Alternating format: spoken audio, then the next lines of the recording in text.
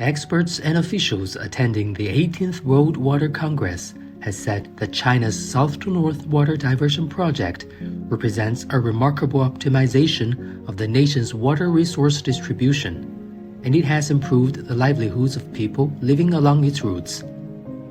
Official data showed the eastern and middle routes of China's south-to-north water diversion project have transferred 65.4 billion cubic meters of water so far. Hundreds of cities in the north, including metropolises like Beijing and Tianjin and smaller ones, have relied on the project as a major water source. For thousands of years, there are a lot of floods in summer and droughts in winter. Deficient water in north and abundant water in south in China.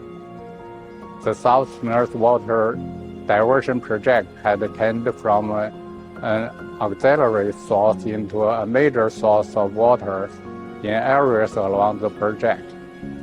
It plays important roles in optimizing the allocation of water resources, providing shifting water for the people, improving the eco-environment of the rivers and the lake, and promoting the economic circulation between the south and the north.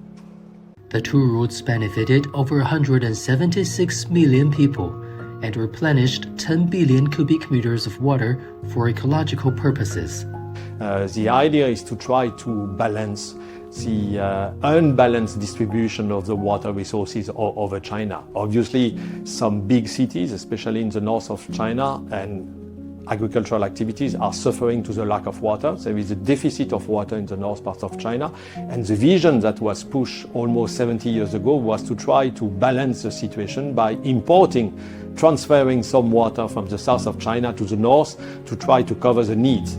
And obviously right now, after many years of work and great achievements, it has to be underlined.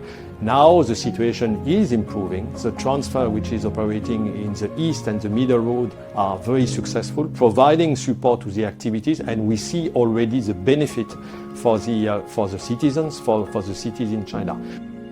Because in the north you have a very dry environment, you also have a very strong agricultural base there, and so trying to provide more water for the north to sustain the environment. 我们南水北调这个沿线的一些城市，原来都是靠这个过度的开采地下水来供水保障。